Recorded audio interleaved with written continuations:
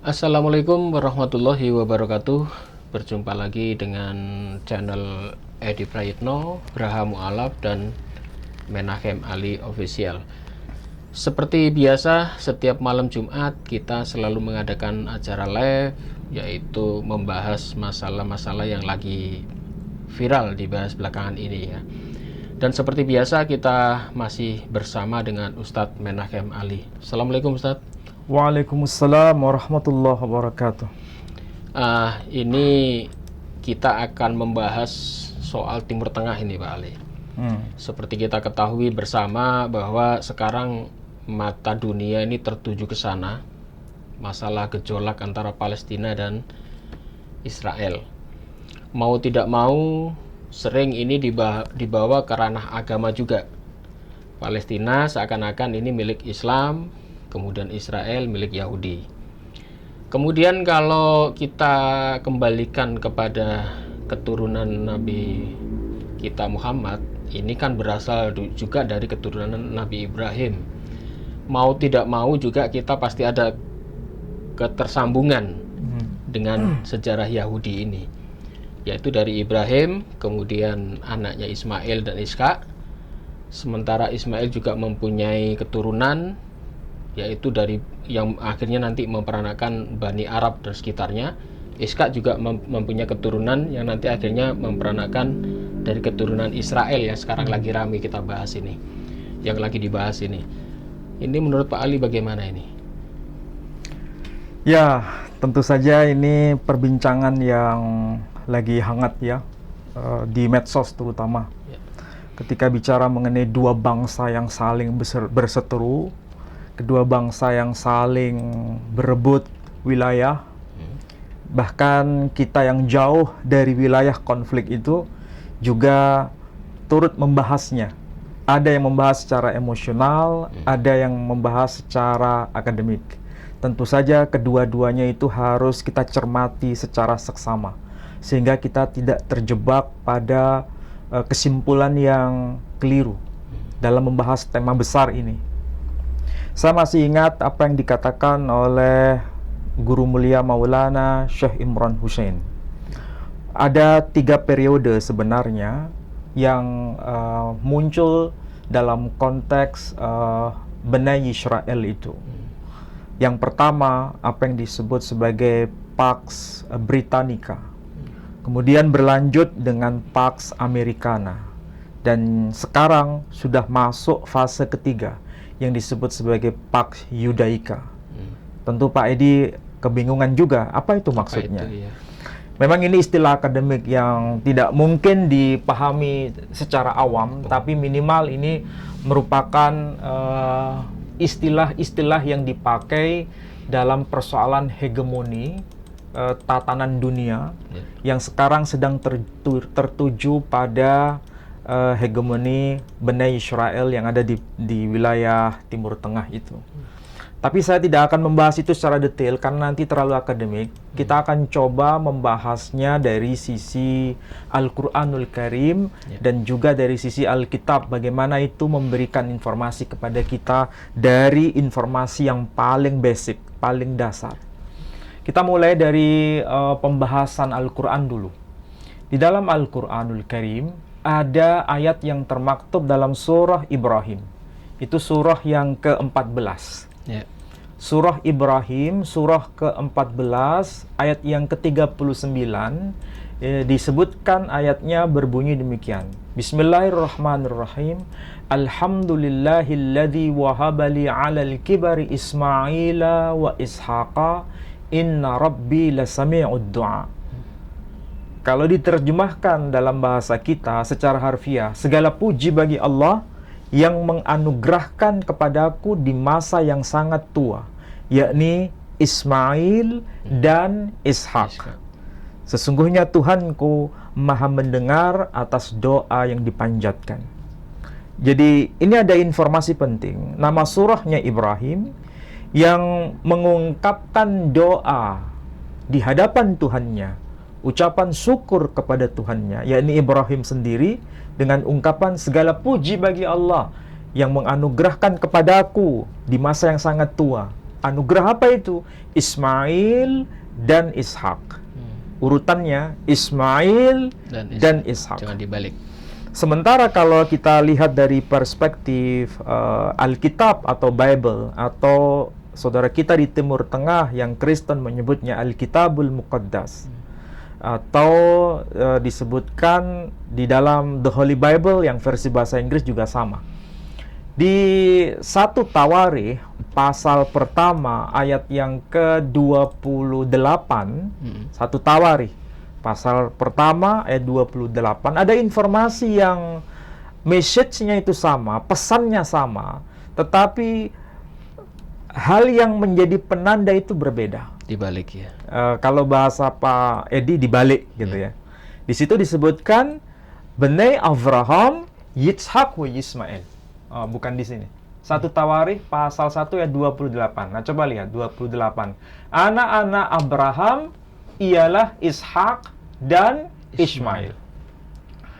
Tapi ayat 29, inilah keturunan mereka. Anak sulung Ismail ialah Nebayot, lalu Kedar, Adbeel, Mibsam, Mishma, Duma, Masha, Hadad, Tema, Yetur, Nafis, dan Kedma.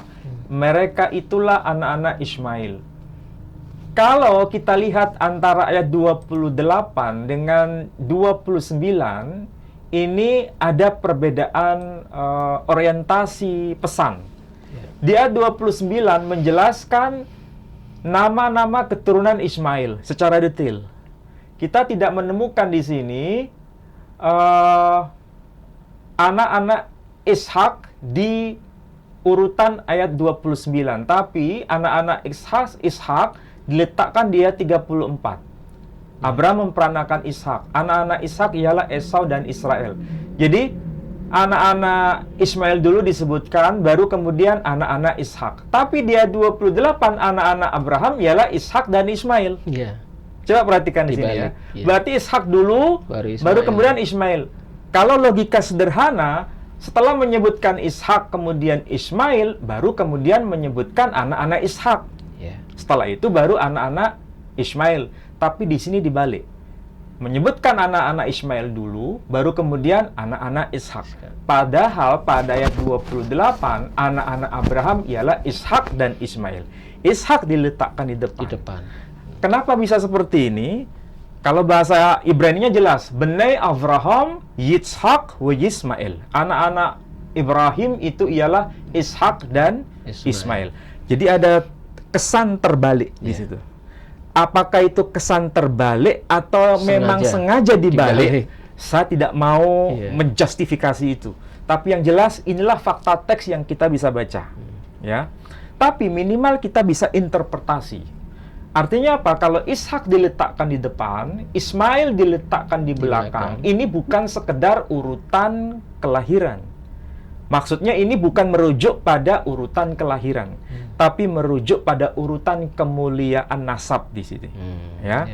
Tapi kalau di Quran itu bukan merujuk pada urutan kemuliaan nasab, tapi urutan kelahiran saja. Karena dalam Al-Quran tidak ada informasi yang memisahkan antara Ishak dan Ismail sebagai mana yang lebih mulia, mana yang tidak mulia. Tidak ada konsep seperti itu. Tapi minimal dari sini kita bisa dapatkan informasi Ismail diakui sebagai putra Abraham. Salah satu di antara dua putra Abraham yang paling utama. Meskipun Abraham juga punya anak-anak yang lain dari Ketura. Makanya disebut Gundi Abraham. Perempuan itu melahirkan Zimran, Yoksan, Medan, Midian, Ishbak, dan Suwa. Dan seterusnya termasuk Sheba dan Dedan. Ya. Ini tidak disebut sebagai anak Abraham, tapi disebut sebagai anak Ketura. Bnei Ketura, bukan Bnei Avraham. Yang disebut Bnei Avraham, anak-anak Abraham, hanya Ismail dan Ishak. Jadi nampaknya, apa yang disebutkan Quran itu bukan sekedar klaim sepihak, Pak Edi. Ini pelajaran untuk kita. Apapun yang dikatakan Quran itu bukan pokoknya kita harus percaya. Bukan begitu Allah mengajarkan kepada kita. Allah Subhanahu wa Ta'ala mengajarkan kita, ini firman Allah Subhanahu wa Ta'ala, tetapi bisa dikonfirmasi dengan dokumen di luar Quran. Bukti internal ini dikuatkan dengan bukti eksternal. Buktinya, surah Ibrahim ayat 39 mengenai anak-anak Ibrahim, di luar dokumen Quran juga disebutkan. Ada dokumen pembandingnya. Alkitab menyebutkan anak-anak Abraham ialah Ishak dan Ismail meskipun dibalik urutannya. Tapi minimal ini merupakan sebuah bukti bahwa Quran bukan klaim sepihak, tapi ada dokumen pembanding. Ada dokumen lain, dokumen eksternal. Nah, hal yang sama ini juga menarik.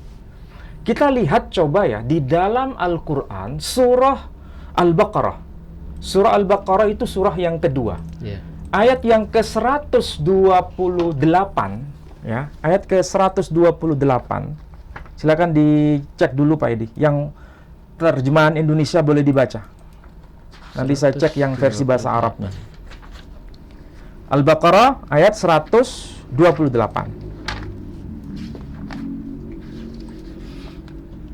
Al-Baqarah ayat 128. Ya Tuhan kami, jadikanlah kami berdua orang yang tunduk patuh kepada Engkau, dan jadikanlah di antara anak cucu kami umat yang tunduk patuh kepada Engkau, dan tunjukkanlah kepada kami cara-cara dan tempat-tempat ibadah haji kami, dan terimalah taubat kami. Sesungguhnya Engkaulah yang maha penerima taubat lagi penyayang. Oke, itu terjemahan harfiah surah Al-Baqarah ayat 128. Kita cermati ayat itu dari versi bahasa Arabnya. Itu sangat menarik untuk dikaji dengan sumber-sumber eksternal, Pak Edi. Jadi, ini informasi Al-Quran, bukti internal. Yang kalau bahasa kita dalam pembahasan yang sebelumnya, itu kalau diimani, monggo, silakan. Tapi kalau itu dijadikan sebagai kajian akademik, harus ada dokumen pembanding. Nah, kita lihat di ayat 128. Dikatakan di ayat 128 itu, Rabbana waj'alna. Wahai Tuhan kami, jadikan kami muslimaini, dua orang yang benar-benar muslim, atau dua orang yang benar-benar bertaslim, atau dua orang yang benar-benar tunduk patuh laka kepadamu. Jadi ini doa yang diucapkan oleh dua orang. Dua orang itu siapa? Ayat sebelumnya menyebutkan Ibrahim dan Ismail. Karena di ayat sebelumnya itu wa idh yarfa'u Ibrahimul qawa'ida minal baiti wa Ismail Rabbana taqabbal minna innaka antas samiul alim. Disebutkan dua nama di ayat 127. Ayat 128, Rabbana waj'alna muslimaini laka. Wahai ya Rabb, ya Tuhan kami, jadikan kami berdua orang yang benar-benar muslim kepadamu. Wa min dzurriyyatina, dan juga dari keturunan kami. Keturunan kami yang dimaksud kami itu merujuk pada dua orang. Jadi arti harfiahnya wa min dzurriyyatina, dan dari keturunan kami, maksudnya keturunan Ibrahim melalui Ismail. Itu yang bisa dipahami dari ayat ini. Keturunan Ibrahim melalui Ismail itu maksudnya apa? Ummatan muslimatallak, sebagai satu bangsa, sebagai satu ummah yang juga berpasrah diri kepadamu, yang juga sebagai muslim di hadapanmu.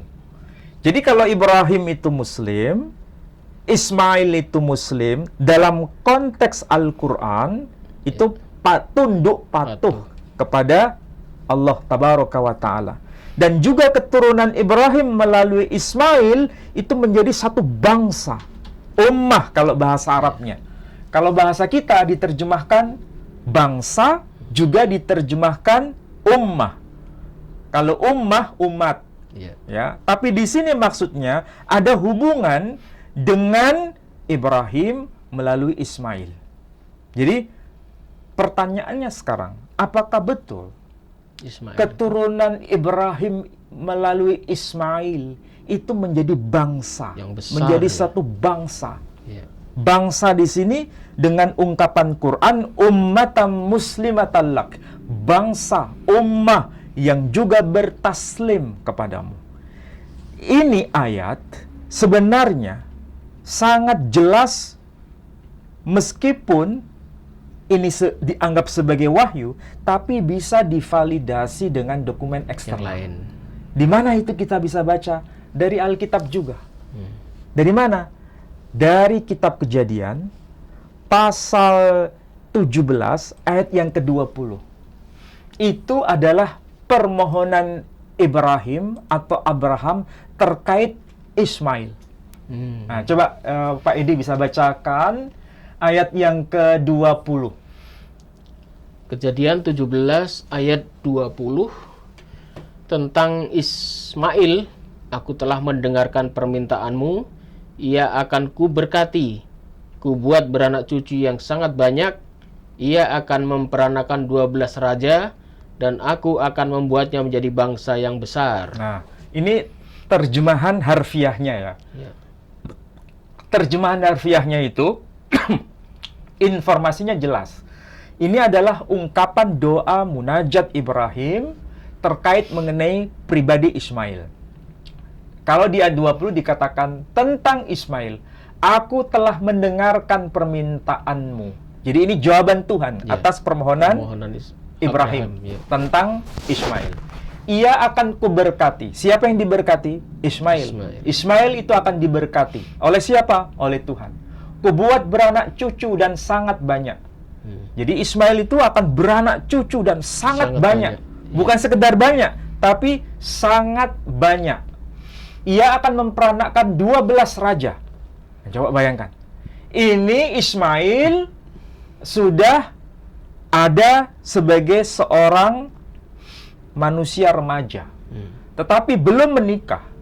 Tetapi di sini dikatakan ia akan menjadi bangsa yang besar dan ia akan memperanakkan 12 raja. Dan aku akan membuatnya menjadi bangsa yang besar. Sangat besar. Ya. Coba bayangkan. Jadi kalau ini terjemahannya, teks aslinya apa? Kalau bahasa Isnya begini, Wali Ismail Shema'tiha. Dan tentang Ismail, aku telah mendengarkan permintaanmu. Jadi, Wali Ismail Shema'tiha. Dan tentang Ismail, aku telah mendengarkan permintaanmu. Uberechti oto, aku akan memberkati dia. Wehirbeiti oto, dan aku akan memperbanyak cucu-cucunya. Kalau secara harfiah begitu. Kalau diterjemahkan di sini, aku akan membuat beranak cucu dan sangat banyak. Bemeot, senem asyar nesim, 12 raja. Bahkan ditutup dengan kata kunci legoy gadol, menjadi satu bangsa yang besar. Jadi itu bahasa Ibraninya. Tapi dalam bahasa Arabnya, terjemahan bahasa Arabnya, bangsa yang besar itu bahasa Arabnya ummah azimah. Bahasa Arabnya, kita lihat di dalam Alkitab bahasa Arab itu, bangsa yang besar, teks Arabnya ummah azimah. Itu bisa dicek dalam Alkitab berbahasa Arab. Tapi di sini ada kesamaan dengan Al-Quran. Kalau di Quran disebutkan ummah muslimah, ya. Kalau dalam Alkitab bahasa Arab ummah azimah. Arti harfiahnya sama, bangsa yang besar atau bangsa yang juga bertaslim kepadamu. Jadi konteksnya sama. Artinya apa? Yang dikatakan Quran itu bukan sesuatu yang sifatnya hanya klaim sepihak, tapi ada dokumen pembanding yang rujukannya sama. Siapa itu Ismail? Dia anak Abraham. Dia akan menjadi bangsa yang besar, beranak cucu sangat banyak, dan akan melahirkan 12 orang raja. Nah, padahal kita tahu, kok bisa Abraham melalui Ismail, anak cucunya itu akan menjadi 12 raja. Bagaimana ceritanya? Karena kita tahu, istri Ibrahim melalui Hagar yang nanti melahirkan Ismail. Hagar itu bukan orang sembarangan. Dia di dalam kitab Yahudi disebut Bat Paro Hayeta. Itu di dalam kitab yang disebut Firoshi Rashi Al-Hatorah. Jadi kitabnya Rashi, ini kitab ini Pak Edi. Ini kitabnya orang Yahudi sendiri. Firoshi Rashi. Jadi ini tafsiran dari kitab Rashi. Rashi itu singkatan dari nama Rabi Yahudi yang bernama lengkapnya Rabbi Shlomo ben Yitzhak. Maka disebut Rashi. Al-Torah maksudnya atas kitab Torah. Bahwa Hagar itu disebut sebagai Bat Paro Hayeta di dalam teks ini. Apa arti harfiah Bat Paro Hayeta? Bat itu sama dengan binti kalau bahasa kita. Binti itu apa? Anak perempuan. Bintun anak perempuan. Jadi bat itu sama dengan bintun atau binti kalau kita sebut begitu. Makanya kalau ada orang namanya misalnya Fatimah binti Abdurrahman, berarti ini anak perempuan Abdurrahman. Jadi binti atau bintun itu bahasa Ibraninya bat. Bat itu anak perempuan. Paro berarti Fir'aun. Hayeta dia anak perempuan Fir'aun. Jadi Hagar atau Hajar itu bukan orang sembarangan, tapi memiliki status mulia. Dan yang ngomong begini itu Rashi. Tapi Rashi, apakah dia itu penafsiran hanya penafsiran pribadi? Bukan. Dia merujuk pada dokumen yang lebih awal. Dari mana dokumen awal itu? Dokumennya itu merujuk pada Pirkei de Rav Eliazar. Pirkei de Rav Eliazar itu tafsir tertua atas kitab Kejadian yang beliau itu hidup pada abad pertama Masehi. Jadi bukan penafsiran modern, tapi penafsiran berdasarkan dokumen yang lebih awal. Apakah dokumen abad pertama Masehi itu yang menyebutkan Hagar sebagai Bat Paro Hayeta, anak perempuan Fir'aun, itu memang hanya satu-satunya dokumen eksternal? Ternyata tidak. Masih ada dokumen yang lebih tua lagi.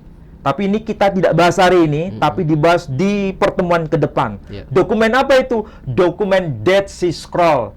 Apa itu Dead Sea Scroll? Naskah-naskah Laut Mati atau manuskrip Laut Mati yang ditemukan usianya itu abad ketiga sebelum Masehi. Bukan hanya Hagar atau Hajar, istri Ibrahim sebagai putri Fir'aun, tapi istri Ismail, istri Ismail itu ternyata juga sebagai Bat Paro, anak dari Fir'aun juga. Namanya siapa? Oh, nanti ini heboh Pak Edi. Tapi saya bocorkan aja ya. Nanti dokumennya menyusul, karena pembahasan kita nanti lebih rigid. Namanya siapa istri Ismail itu? Yang dari Mesir itu, namanya adalah Fatimo. Oh, Fatimo. Bukan Fatima ya. Fatima itu bahasa Arabnya. Tapi dalam bahasa teks Dead Sea Scroll, Fatimo. Jadi namanya mirip. Mirip. Dan saya punya kesimpulan, itu sebenarnya nama Fatima itu bukan asli bahasa Arab, tapi istilah non-Arab, istilah ajam yang diarabkan. Dan itu dilestarikan dari satu generasi ke generasi berikutnya. Ya, itulah sebabnya nanti anak-anak Ismail juga sebagai raja, karena dia bukan keturunan orang sembarangan. Dia keturunan dari Bat Paro Hayeta. Dari kalau di Indonesia itu berdarah biru gitu. Kalau bahasa kita sama dengan darah biru. Iya. Dari Mesir, dari kerajaan Mesir. Soalnya gini, Pak Ali. Soalnya untuk orang-orang non-Muslim itu selalu memojokkan Ibu Hajar ini. Dia dituduh sebagai ibu budak, tidak layak di sisi Tuhan. Abraham itu harusnya dengan istri sah. Sementara Hajar atau Ibu Hajar itu adalah posisi sebagai budak. Itulah sebabnya mereka mengatakan bahwa perjanjian itu hanya untuk Ishak, bukan untuk Ismail. Padahal di sini disebutkan ternyata perjanjian, waktu itu kan Tuhan membuat perjanjian dengan Nabi Ibrahim yang disahkan atau dipatenkan dengan sunat itu kan ya, bahwa nanti anak-anakmu akan kuberkati, bahkan ada pembagian wilayah itu ya. Anak Ismail menguasai daerah mana lupa saya tempatnya, Asyur, dari Syur sampai ke kawasan Hawila sampai ke kawasan Asyur. Asyur itu yang dikuasai orang Muslim saat ini. Ya, bukan dikuasai, memang itu menjadi keturunan tanah yang disebut sebagai tanah warisan yang memang sudah dinas dalam Alkitab untuk keturunan Ismail. Jadi Ismail dan keturunannya itu mendiami kawasan dari Sur menuju ke kawasan Hawila sampai ke kawasan Asyur. Ya. Apa yang disebut sebagai kawasan Hawila, kalau bahasa saya yang sekarang ini itu ada riset Pak Edi. Nanti bukunya itu akan terbit di Pustaka Al-Kausar Jakarta. Itu saya sudah berikan informasi lengkap. Hawila itu adalah kawasan yang disebut kawasan di Saudi Arabia. Itulah Hawila. Kemudian Asyur itu kawasan Mesopotamia. Makanya ada penanda Sungai Tigris namanya. Itu kawasan yang didiami oleh keturunan Ismail. Jadi sebenarnya wilayah yang didiami oleh keturunan Ismail itu lebih besar, lebih luas. Karena apa? Ada 12 raja dan keturunannya sampai pada masa yang setelah mereka. Oh iya Pak Ali. Tadi kita singgung-singgung soal Asyur ya. Saya teringat ini 12 suku Israel itu yang 10 suku. Itu Israel kan nanti pecah setelah Nabi Sulaiman. Satu Israel Utara, satunya Israel Selatan. Yang utara ini adalah di daerah apa itu yang dikuasai oleh Samaria, betul. Yang dikuasai oleh 10 suku ini. Yang di akhir-akhirnya nanti 10 suku ini kan dibuang ke Asyur ya, karena diserang oleh Asyur. Kemudian sampai hari ini pun 10 suku itu pun hilang, itu menurut sejarah Israel ya. Kemudian yang ada saat ini hanya yang Israel dua suku tadi, Benyamin dan Yehuda, yang sekarang lagi rame itu dari suku Yahudi. Berarti kalau itu bisa kita ambil kesimpulan, sekarang Israel itu kan bingung untuk peta wilayahnya. Bahkan mau mencaplok ke Palestina, jalur Gaza dan sebagainya. Bahkan awal-awal dulu, 2 Israel yang besar itu pun sempat diusir semua. 10 suku diusir ke Asyur, yang 2 suku Benyamin dan Yehuda diusir ke Babel. Berarti mana ini perjanjian yang benar ini? Padahal Nabi Ibrahim diberikan perjanjian sama Tuhan, anakmu akan kuberkati, Ismail dan Ishak. Sementara kita tidak mendengar keturunan Ismail dikejar-kejar, dibunuh atau dibuang atau diserang. Mereka hidup dengan tenang gitu. Sementara dari Israel sendiri, sampai hari ini kita bisa melihat sendiri, bahkan dia ingin kembali ke tanah airnya saja susah, harus dengan perang, harus dengan perebutan kekuasaan, hidupnya belum tenang dan sebagainya sampai hari ini.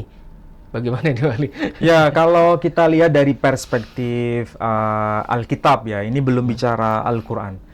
Perspektif Alkitab memang kalau Bani Ismail atau Bnei Ismail kalau dalam bahasa Ibraninya itu mendapatkan informasi yang tegas bahwa mereka ini kekuasaannya begitu luas. Bahkan ditegaskan batas-batasnya.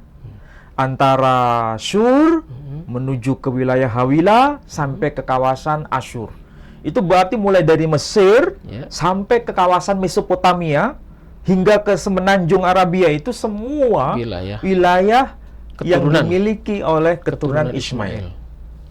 Bahkan kalau kita lihat peta yang kemarin kita bahas, peta dari Claudius Ptolemeus abad kedua Masehi, ya, coba dilihat Pak Edi, peta Ptolemeus itu. Yang burung atau yang coklat boleh atau yang biru juga bisa. Coba lihat di sini. Ini kan peta semenanjung Arabia ya, atau Jazirah Arabia. Biasanya orang mengenal dengan istilah itu. Lihat di sini, ini ada suku yang disebut Kassanite. Kassanitai ini bahasa Latin dari istilah Arab Bani Qais. Kassanite, Bani Qais. Bani Qais itu salah satu di antara anak cucu Ismail. Kassanite, ya. Kemudian ada lagi suku yang disebut suku Tamim. Di mana Tamim? Yang ini Tami ya, masih Tami, Bani Tami. Ini kalau dalam bahasa Arabnya disebut Bani Tamim, ya kan? Dan Bani Tamim itu salah satu di antara keturunan Ismail. Kemudian ada Asateni, ini Bani Asad. Bani Asad juga keturunan Ismail. Jadi, kalau kita lihat dari sisi peta ini saja, membuktikan keturunan Ismail itu menyebar ke kawasan ini. Semuanya. Kalau bahasa kitab-kitab ulama Muslim, ini menyebutnya kawasan Hijaz, ini disebutnya kawasan Najd. Najat. Ya. Jadi ada Bani Asad di sini, ada Bani Tamim di sini.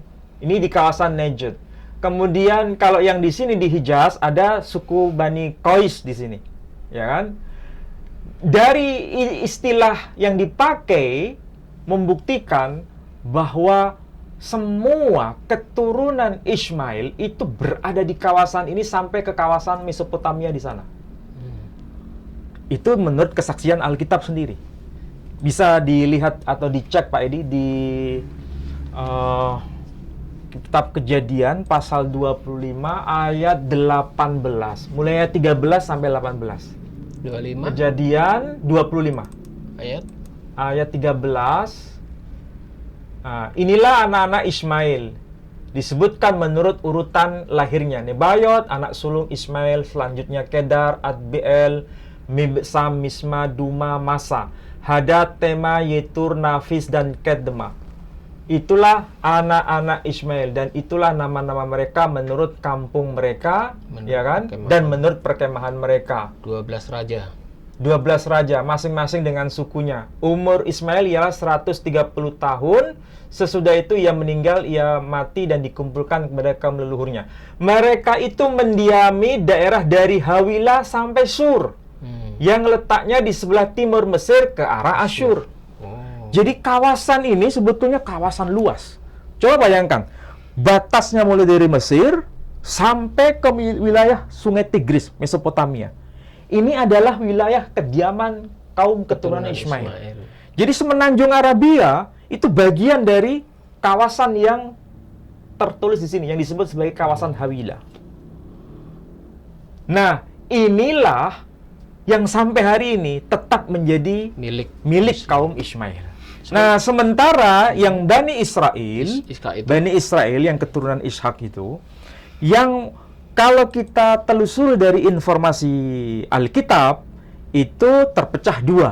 Ya kan? Ada kerajaan Israel Utara, ada kerajaan Israel Selatan.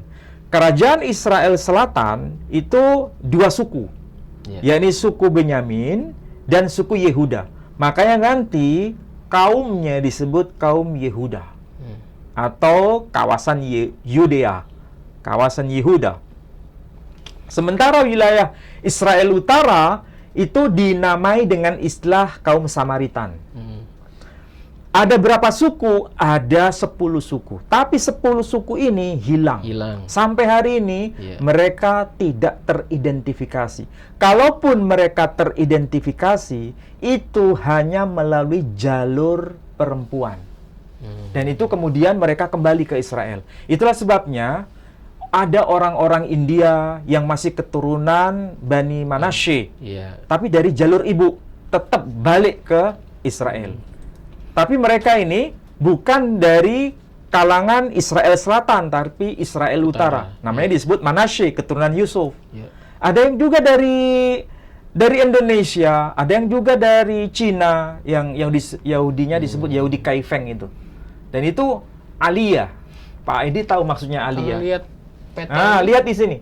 Aliyah itu artinya naik, pindah ke negeri ini. Jadi kalau kita lihat peta kuno ya, Israel itu dibagi dua. Jadi ada kerajaan Yehuda, ada kerajaan Israel. Ini yang suku warna biru ini, semuanya hilang. Hilang.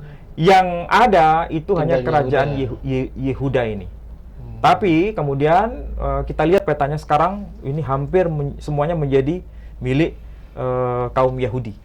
Kalau lihat peta ini tulis Filistin. Filistin dengan Palestina sama ya? Kalau Filistin itu istilah Arabnya.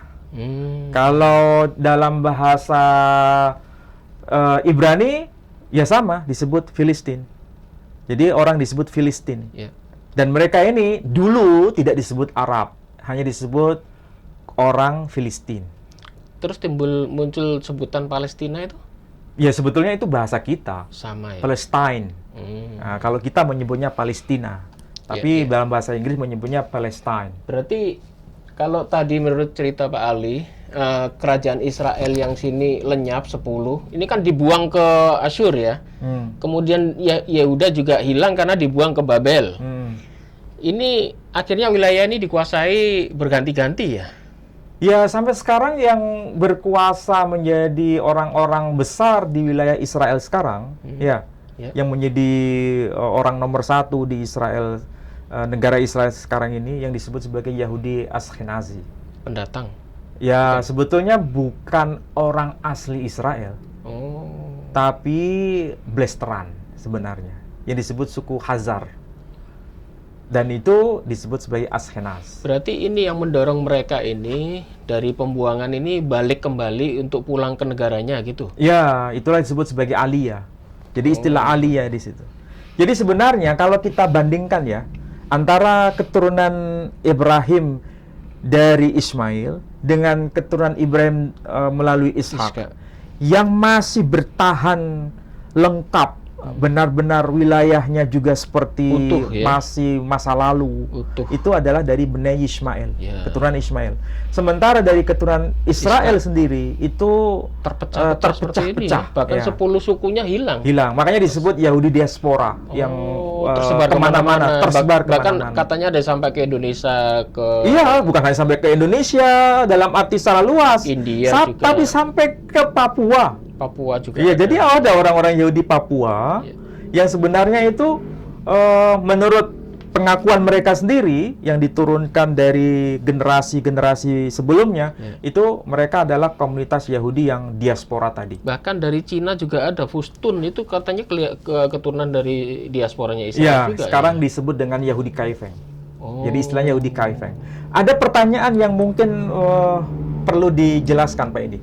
Pak Edi bisa bayangkan, kenapa suku-suku keturunan Ismail seperti yang diceritakan oleh Alkitab sendiri, mulai dari Syur ke arah Asyur dan Hawilah, itu sampai sekarang juga bertahan seperti itu. Kenapa? Karena ada kode, Pak Edi. Ada kode. Dalam tradisi Yahudi sebenarnya, itu sangat percaya dengan konsep yang namanya kode-kode, gematria. Gematria. Angka ya. Satu huruf itu punya nilai, ada nilai angkanya. Misalnya huruf alef itu nilainya 1, huruf bet itu nilainya 2, huruf dalet itu nilainya 3. Alef 1, bet 2, gimel 3, dalet 4. Ya, dan seterusnya ya sampai huruf yang terakhir itu punya nilai semua.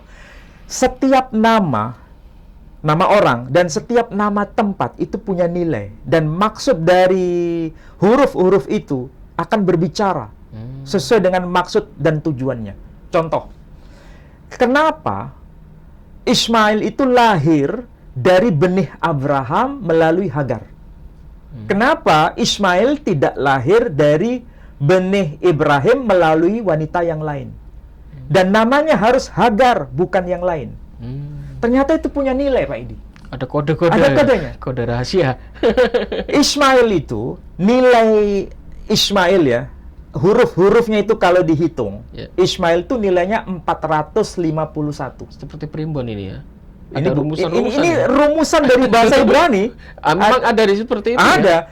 Jadi nilai Ismail itu 451. Ya, 451. Ibunya Ismail itu siapa? Hagar. Hagar itu nilainya kalau dihitung huruf-hurufnya itu 208. 208. Sementara bapaknya Ismail siapa? Abraham itu nilai angkanya 243. Tiramesi. Coba 243 ditambah 208, nilainya berapa? Bentar kali. 243 ditambah 208. 243 itu nilai bapaknya, Abraham. Sementara ibunya 208. Nilainya berapa? 451. Betul nggak? Iya kan? Bentar, Ali. Berapa tadi? Berapa? Ismail. Ya, berapa? Ismail itu 451. 451. Ya. Ibu Sementara Hagar itu nilai angkanya 208. 208. Abraham Berapa? Apa tadi? Tinggal sisanya 451 dikurangi 208 berapa? Dikurangi. Berapa? Iya tahu Ali. Berapa? Bentar Ali. 451. 243. Iya, 243 itu nilai nama bapaknya. Bapaknya. Jadi nilai nama bapaknya, nilai nama ibunya digabung menjadi satu. Itu nilai angka Ismail. Masya Allah. Gitu ya. Sampai Ini segitu ya? bukan sekedar nilai, Iya, tapi coba perhatikan tuh. Ternyata dalam tradisi perjanjian baru, ya perjanjian baru nih, kita tahu Injil Matius itu menyebutkan ada 3 fase, ya 3 fase. Masing-masing fase keturunan nasabnya Yesus itu kan 14 generasi, kemudian dilanjutkan 14 generasi lagi, dilanjutkan lagi 14 generasi lagi, ya kan? Ujung tombaknya kepada nama yang disebut nama David. David itu ada 3 huruf. Dalet, Vav, Dalet. Dibaca David. Dalet itu nilai angkanya berapa? Alef 1. Bet 2. Dalet. Gimel 3. Dalet 4. Jadi Dalet itu nilainya 4. Kemudian Vav itu nilai angkanya 6. Dalet lagi nilai angkanya 4. Jadi 4 tambah 6 tambah 4 berapa? 14. Makanya Matius, Matius menyebutkan 14 generasi keturunan, pertama, iya. kemudian 14 generasi kedua, 14 generasi ketiga. Ini mewakili 3 huruf tadi. Iya. Dalet, Vav, Dalet. Nilai angkanya 14. Ini disebut dengan gematria. Jadi ini bukan ilmu baru belakangan. Ini ilmu yang sudah muncul generasi awal. Saya teringat juga sebetulnya Al-Quran juga sama seperti itu kali. Nah, ini kita belum bicara Al-Quran, ini bicara Alkitab. Ketika menyebut Ismail itu akan menjadi Legoi Gadol itu Ismail ya. Ismail itu akan menjadi bangsa yang besar pada saat apa? Disebut Lego Gadol itu nilai angkanya 92. Nah, ternyata ya, memang di situ nggak disebutkan namanya sih. Keturunan Ismail itu siapakah yang membuat nanti menjadi bangsa yang besar? Siapa namanya? Nggak disebut. Al-Quran hanya memberikan isyarat. Rabbana wa ba'ath fihim rasulam minhum yatlu alaihim ayatika wa yu'allimuhumul kitaba wal hikmata wa yuzakkihim innaka antal azizul hakim. Wahai ya Rabb, utuslah dari antara mereka, yakni keturunan Ismail melalui Ibrahim itu, bangsa yang besar tadi itu, seorang rasul yang akan membacakan kepada mereka dan seterusnya ayat-ayatmu, membacakan Alkitab dan Al-Hikmah dan seterusnya ayatnya ya. Itu ayat 129. Memang gak disebut nama, tapi hanya kode rasulan, seorang rasul. Alkitab juga nggak menyebutkan nama, hanya kode saja, Legoi Gadol. Tapi kalau dihitung angkanya itu 92. Ternyata angka 92 itu nama Ibrani Nabi kita Muhammad Sallallahu Alaihi Wasallam yang disebut Rasul. Itu nama Muhammad, angkanya juga 92. Masya Allah.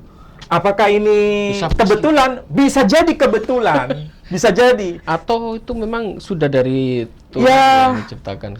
Saya nggak tahu kenapa informasi Al-Quran tidak disebutkan nama Muhammad di situ. Di ayat 129. Hanya disebutkan Rasulam minhum, seorang rasul dari kalangan mereka. Dari ummah. Muslimatan lak, ummah yang bertaslim kepadamu. Itu keturunan Ibrahim melalui Ismail. Hanya Rasul saja. Namanya siapa nggak disebut. Tapi semua ulama sepakat bahwa itu yang dimaksud adalah Muhammad Sallallahu Alaihi Wasallam. Sedangkan Legoi Gadol memang nggak disebut nama. Tapi kalau dilihat dari angkanya itu ekuivalen. ekuivalen. Apakah itu kebetulan? Wallahu a'lam. Tapi yang jelas begitulah gematria itu. Gematria itu. Bahkan di situ sudah ada kode. Keturunan Ismail itu orang-orang yang bertauhid. Dan itu pengakuan rabi-rabi Yahudi sendiri. Dari namanya saja itu sudah mencerminkan itu.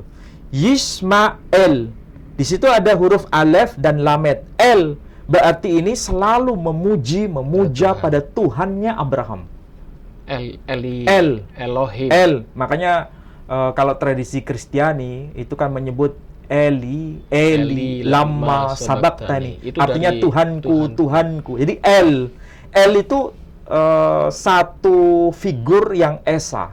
Elohim sama ya? Elohim itu jamak li ta'zim. Oh, banyak. Jamak li ta'zim berarti itu satu tapi ada keagungan. Nah, itu kalau dalam ilmu pesantren begitu ya, yang belajar di pesantren mesti ada istilah jamak li ta'zim, jamak kebesaran atau majestic plurality. Jadi jamak kebesaran, istilahnya keagungan yang mencerminkan kekuasaannya dahsyat tapi dia tunggal, maha tunggal, maha esa. Jadi Ismail, dan nama keturunan Ismail disebut Yismailim yang melaksanakan ibadah haji yang pernah kita bahas itu, ya kan? Dalam tradisi Yahudi diakui Yismailim. Istilah Yismailim ada Ismail dan Im itu sebagai jamaknya, berarti keturunan Ismail. Juga disebut ada unsur El di situ. Berarti keturunan Ismail itu juga menyembah Tuhannya Abraham. Jadi kalau begitu, bagaimana mungkin keturunan Abraham melalui Ismail mereka menjadi penyembah ibadah kepada berhala karena pengaruh asing dari luar. Itu kemarin kita udah bahas panjang lebar. Dan itu yang membahas begini itu rabi-rabi Yahudi. Justru dari eksternal lagi. Jadi rusaknya agama itu karena pengaruh asing. Bukan dari ajaran yang dibawa oleh Abraham dan diwariskan kepada generasi berikutnya, keturunan Ismail yang disebut Benai Ismail. Dalam tradisi Yahudi dipahami seperti itu. Bani Israel juga sebetulnya bertauhid awalnya. Tapi bagaimana mereka bisa menyembah ibadah penyembahan berhala? Jangan salah loh Pak Edi. Yerusalem, Baitul Maqdis itu awalnya tauhid. Tapi juga kemudian akhirnya dipengaruhi dari pengaruh asing. Berhala itu masuk ke Baitul Maqdis. Dari mana pengaruhnya? Dari asing lagi. Kalau kita melihat sejarah di Alkitab Pak Ali, apalagi tadi kita sudah bercerita 10 suku Israel itu ya. Itu kalau kita lihat sejarahnya setelah Nabi Sulaiman, Nabi Salomo, pengganti-penggantinya ini kan ada beberapa raja itu kan menyembah Baal, menyembah berhala. Bahkan di Israel Utara itu mereka mendirikan kuil penyembahan pada dewa-dewa. Berarti itu budaya itu masuk dari luar juga ya? Iya, jelas. Jangankan pada masa Salomo, pada masa Nabi Ibrahim, pada masa Nabi Musa sendiri. Nabi Musa waktu masih naik ke Gunung Sinai menjabat sebagai rasul di tengah-tengah bangsa Israel ketika ditinggal ke puncak Gunung Sinai, itu kan diwakilkan kepada saudaranya yakni Nabi Harun. Kenapa bisa terjadi penyembahan patung sapi? Karena pengaruh dari asing, bukan dari bangsa Israel. Bukan dari Harun itu waktu itu. Bukan dari Harun, cuma versi Quran menegaskan itu pengaruh dari asing, dari Samiri. Oh iya, dari Dan Samiri. itu bukan dari kalangan Bani Israel. Artinya apa? Kesimpulan sederhana. Sebenarnya Abraham itu mewariskan iman yang sama, baik kepada keturunan Ismail maupun keturunan Ishak. Ismail mewariskan iman Abraham atau iman Ibrahim, keyakinan iman Ibrahim kepada keturunannya terus. Begitu juga Bani Israel. Tapi karena pengaruh asing, akhirnya mereka terpedaya mengikuti jejak itu. Tapi bukan semua, terbelah. Ada yang tetap setia dengan ajaran Ibrahim atau Abraham, ada yang menyimpang. Quraisy juga begitu, terbelah dua. Ada yang tetap beriman pada agama Abraham yang disebut agama Hanif, sementara ada yang menyimpang pada penyembahan berhala.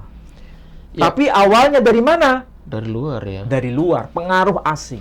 Kalau kita melihat sejarah Israel ini menarik, soalnya apa? Kemarin kita melihat perpecahan utara ini ya, kerajaan Yehuda dan Israel di Samaritan ya. Samaritan ini itu di akhir-akhirnya itu kan diceritakan di dalam Alkitab Tuhan itu marah karena mereka menyembah kepada Baal, akhirnya mereka diperbudak, bahkan terusir, bahkan 10 suku itu sampai hilang. Demikian juga dari Yehuda. Akhirnya kan itu nanti terakhir-terakhirnya juga mereka terperdaya dengan penyembahan berhala juga. Ya, sebetulnya bukan hanya pada penyembahan berhala, mereka itu tersebar dan menjadi diaspora. Ya. Kita lihat berhala ini kan memang secara fisik ya, ada bentuk patungnya. Tapi juga orientasi hidup yang bukan hanya kepada Hashem, bukan kepada Dia yang Maha Mutlak untuk sebagai pengabdian hidup, tapi kepada bentuk materi-materi yang lain. Bahkan penolakan kepada Rasul itu mengancam mereka terdiaspora.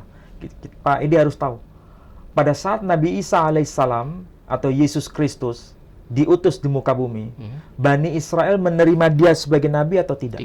Tidak menerima. Tidak menerima. Bahkan dianggapnya sebagai anak zina. Ya, bukan saya mengatakan anak zina, Pak Edi. Tapi yang mengatakan demikian itu kitab Talmud, Talmud Bavli menyebutkan itu. Cuma nggak perlu saya bahas di sini kan. Nanti ada waktu lagi ya. Dikupas pada sesi-sesi yang lain. Tapi yang jelas bahwa apa yang dikatakan Quran itu hanya mengkonfirmasi saja bahwa itu bukan pernyataan Quran, tapi Quran itu mengkonfirmasi bahwa dia disebut sebagai anak zina. Ya, bukan saya. Ketika Isa Al-Masih atau Jesus Christ atau Yehoshua Hamashiach itu menjadi nabi, menjadi rasul, wa rasulan ila bani Israel kalau dalam bahasa Quran. Apakah orang-orang Israel menganggapnya sebagai nabi? Tidak. Padahal dalam Al-Quran dia berkata, menurut versi Quran ya, ya bani Israel, inni rasulullahi ilaikum. Wahai bani Israel, aku ini seorang rasul bagi kalian. Itu dalam kitab Quran surah As-Saff surah 61 ayat yang ke-6. Dalam Alkitab juga begitu. Dia mengaku sebagai seorang Hasaliyah. Hasaliyah itu utusan Tuhan. Hasaliyah ledonai, utusan Tuhan lebenai Israel kepada Bani Israel. Dia ketika ditolak apa yang dikatakan oleh Nabi Isa sendiri. Ini kesaksian dari Injil dalam kitab Perjanjian Baru. Kalau bahasa sederhananya begini, aku merindukan kalian seperti induk ayam menghimpun anak-anaknya, tetapi kalian menolak aku. Saksikanlah wahai Bani Israel, wahai anak-anak Israel, tidak ada satupun bata yang tersusun ini akan ada pada tempatnya. Itu ketika bicara apa? Dia bicara mengenai Baitul Maqdis. Nanti akan hancur bait suci ini. Padahal saat beliau hidup itu sangat megah, sangat megah. Peninggalan lebih megah daripada bangunan Haikal Sulaiman yang pertama. Ini bangunan Haikal yang kedua dibangun oleh Herodes. Itu lebih besar, lebih megah. Ada Serambi Salomo sendiri. Besar sekali Pak Edi. Akhirnya malah dihancurkan. Tapi ketika sumpah Nabi Isa itu nabi terakhir Pak Edi. Iya. Tapi jangan titik, itu koma. Masih koma. Nabi terakhir bagi orang Israel, dari kalangan Bani Israel. Setelah beliau tidak ada lagi nabi dari kalangan Bani Israel. Dia nabi yang paling pamungkas di antara Bani Israel. Karena dia tetap ditolak, maka bangunan suci itu menjadi hancur luluh lantak, kecuali hanya tembok ratapan yang tersisa. Ada sedikit itu. Bahkan waktu itu Yesus juga mengatakan, aku diutus kepada bangsa Israel yang terhilang itu ya. Karena 10 suku itu sudah hilang.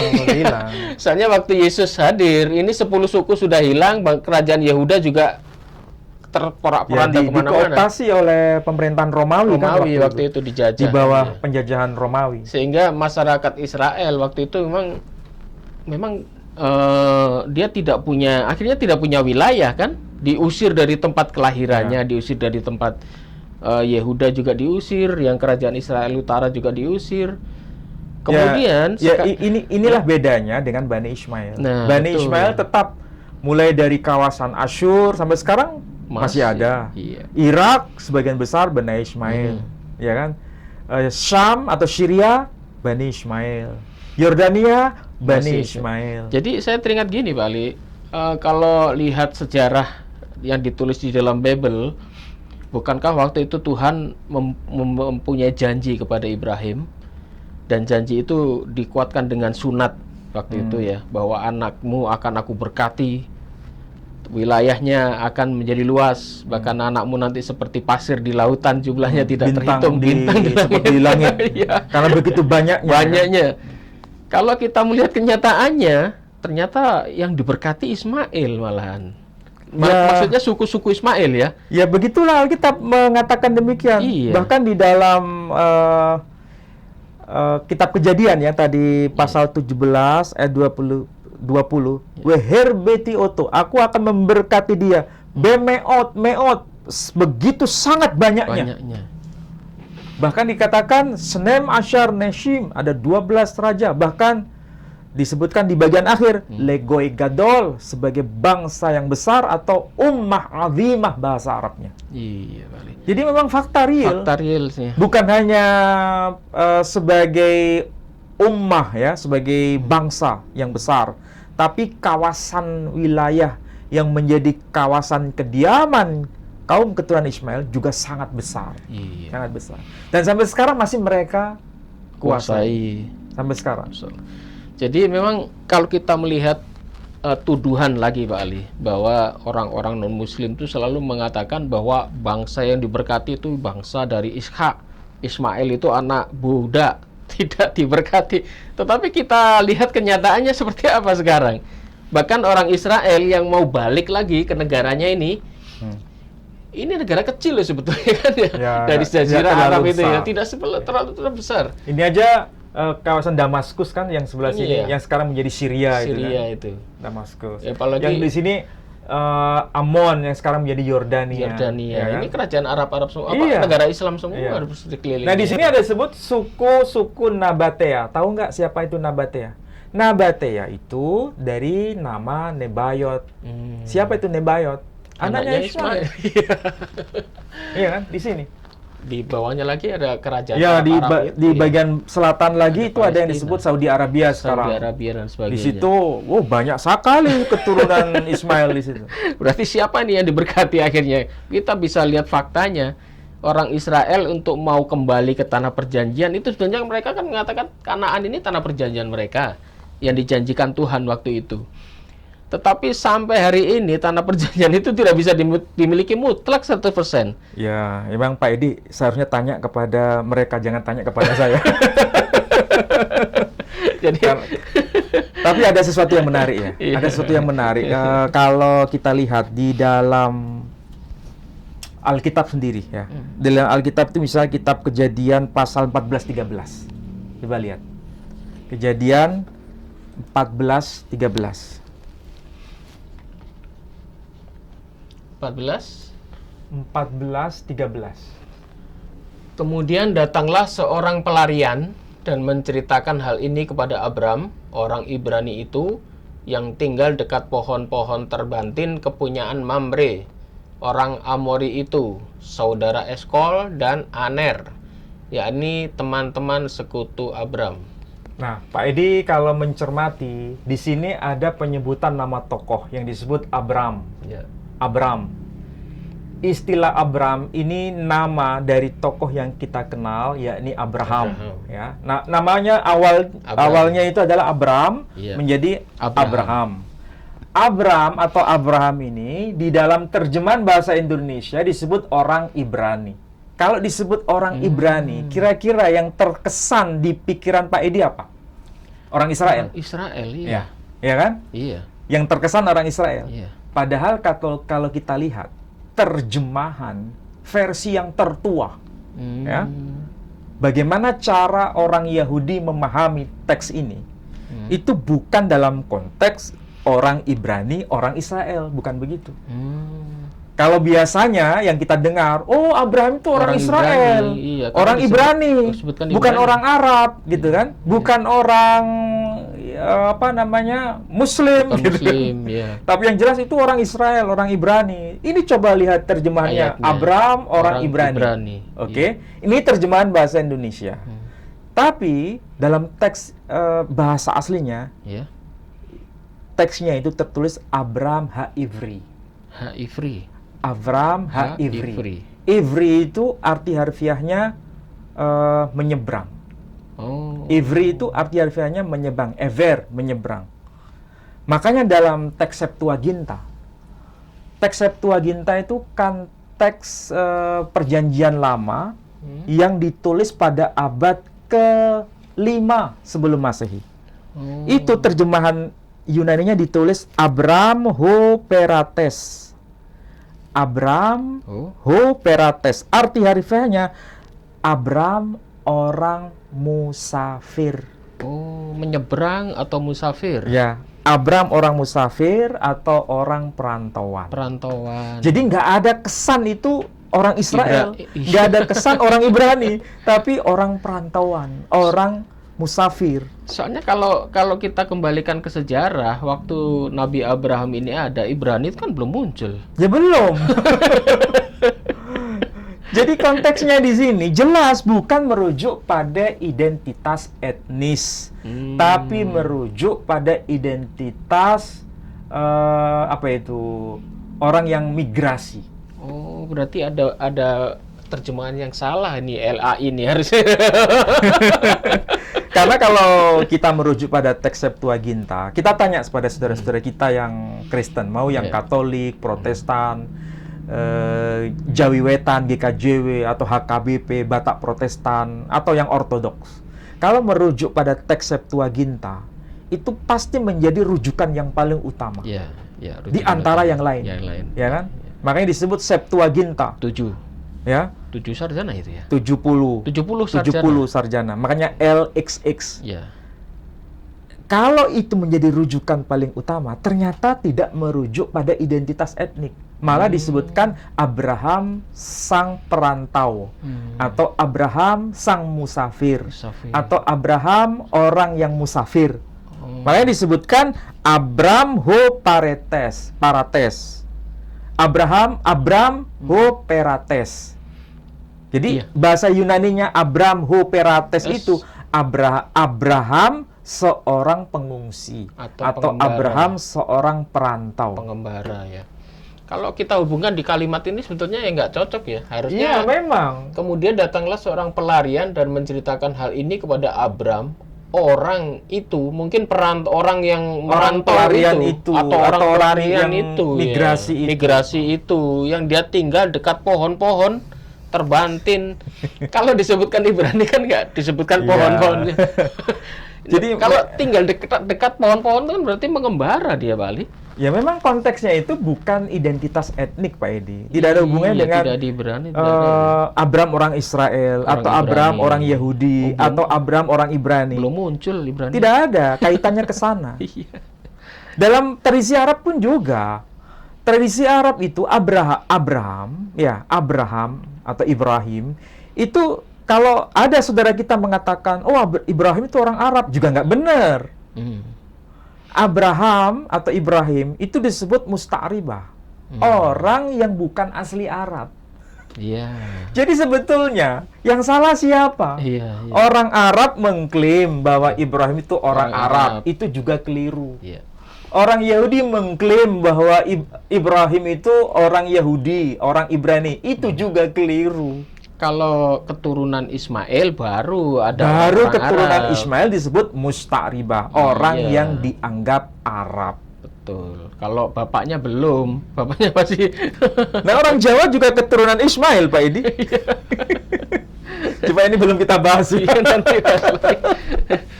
Baiklah, saudara-saudaraku sekalian, menarik ini ya. Ternyata sudah terbongkar semua. Kenapa bangsa Israel sampai hari ini terlunta-lunta, bahkan dia mau kembali ke negaranya saja harus dengan susah payah, perang dan sebagainya yang tidak berhenti-berhenti mulai pasca Perang Dunia Pertama, Kedua, bahkan di akhir zaman ini pun dia masih ribut soal wilayah, padahal Israel tuh wilayahnya nggak besar, kecil ya. Beda dengan wilayah yang dikuasai oleh Bani Ismail Dan mereka mulai zaman Nabi Ismail, keturunan 12 raja itu hidup tenang. Sampai hari ini mereka masih menguasai tempat yang sama, yang sesuai dengan dijanjikan Tuhan kepada Abraham. Jadi bisa diambil kesimpulan siapa sebetulnya dua anak ini yang diberkahi. Apakah Ismail atau Ishak? Fakta dan bukti-bukti sejarah yang menjawab. Baiklah saudara-saudaraku sekalian, saya ingatkan sekali lagi, yayasan kami, Yayasan Pembina Mu'alafah Tauhid, masih membutuhkan dana dari Bapak Ibu sekalian. Seperti kita ketahui, kita masih punya banyak cabang di luar pulau sana, ada di Kalimantan, ada di Papua, ada di Manado, di Makassar, dan sebagainya. Dan banyak mu'alaf yang sudah kita bina di sana, di luar-luar pulau, di luar daerah, dan semuanya membutuhkan dana. Untuk itu kami ingin mengingatkan sekali lagi, di samping kita punya program khusus yaitu membangun pondok pesantren dan masjid di Wonosalam, Jombang, kita juga menyalurkan dana ke daerah-daerah untuk pembinaan para mu'alaf di sana. Untuk itu salurkan sumbangan dana Anda kepada yayasan kami di rekening Bank Syariah Indonesia di nomor rekening 111889971 atas nama YPM At-Tauhid Jawa Timur. Semoga Bapak Ibu yang sudah mendukung kami, yang sudah mengirimkan donasinya, semoga selalu dirahmati dan diberkahi oleh Allah Subhanahu wa taala. Amin. Mungkin Pak Ali ada penutup? Ya, sebagai kesimpulan ada dua hal penting yang ingin saya sampaikan. Pertama, Al-Quran menegaskan bahwa keturunan Ismail itu menjadi bangsa yang besar. Bukan hanya ada di dalam Al-Quran, tapi juga termaktub dalam kitab eksternal, yakni kitabnya orang Yahudi, kitabnya orang Kristen, kitabnya orang Katolik, menegaskan hal yang sama. Kedua, keturunan Ismail atau Bani Ismail atau Bani Ismail antara pada masa pencatatan Alkitab hingga masa sekarang, wilayah kediamannya itu tidak bergeser. Mulai dari kawasan tepian sungai Nil di kawasan Syur hingga sungai Tigris, sungai Efrat di kawasan Irak atau Mesopotamia. Dan ini sekaligus meliputi wilayah Hawila atau yang disebut sebagai Saudi Arabia itu sampai hari ini. Itulah penegasan Alkitab dan apa yang dikatakan Al-Quran itu sebagai konfirmasi. Jadi dalam konteks filologi memang benar-benar terbukti apa yang dikatakan Al-Quran itu bukan klaim sepihak, ada data pembandingnya. Jadi bukan sekedar kitab yang wajib diimani, tapi menjadi bukti akademik yang bisa divalidasi dengan dokumen-dokumen eksternal. Jadi cara beragama kita bukan doktrin, cara beragama kita bukan sekedar pokoknya harus diimani, tapi tervalidasi dan terkonfirmasi bila dikaji dari dokumen-dokumen eksternal. Supaya ini bisa menjawab segala tuduhan yang melemahkan Islam, Pak Ali ya. Jadi tujuan kita kali ini adalah untuk memperkuat akidah dan serangan-serangan dari luar yang selalu menyudutkan Bani Ismail, yang selalu dituduh keturunan budak lah, tidak mewarisi hak kesulungan, tidak diberkahi, penyembah berhala lagi. Ditambah penyembah berhala lagi. Jadi semua ini sudah kita luruskan ya. Jadi Ustadz Ali di sini hadir, alhamdulillah sudah bisa meluruskan disertai dengan data-data yang akurat. Kalau ada yang ingin mau mendebat kami, silahkan. Mungkin kalau ada pendeta nggak apa-apa ini ya. Kalau bisa pendeta Bambang Nursena jika boleh dipersilahkan ini. Kalau mau kita membuka peluang untuk Bapak Pendeta Bambang Nursena untuk hadir kepada kajian kami, atau kalau perlu kita adakan seminar bersama ya. Nggak perlu debat, mungkin seminar bersama antara Pendeta Bambang Nursena dengan Ustadz Menahem Ali. Wah bagus ini. Ya, untuk mencerdaskan semuanya. Gitu Pak Ali ya. Terima kasih Pak Ali. Demikian saudara-saudaraku sekalian, kajian pada malam hari ini semoga bermanfaat, dan jika ada salah kata kami memohon permintaan maaf sebesar-besarnya. Wabillahi taufik walhidayah. Wassalamualaikum warahmatullahi wabarakatuh. Waalaikumsalam warahmatullahi wabarakatuh.